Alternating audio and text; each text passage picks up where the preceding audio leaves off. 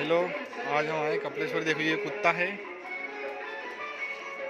ये बाबा महाकाल का दरबार है। और देखने को आज बहुत अद्भुत चीज़ मिली है। देखो आज ये बिल्ली है और अभी कुत्ता यहाँ से उठकर गया है।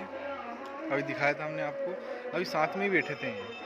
तो ये कपिलेश्वर बाबा महाकाल की नगरी है। ये अद्भुत महिमा है, देखने को मिलती है। कुत्ते और बिल्ली साथ में रह रहे हैं। ये शनि देव का मंदिर है और ये बालाजी सरकार का मंदिर है। ये देखिए बिल्ली है, अभी कुत्ता यही था, अभी गया उधर। साथ में देखने को मिल रहा, ना काट रहे ना, अच्छे से रह रहे हैं जैसे कोई भाई बहन हो। ये तो धन्यवाद दोस्तों।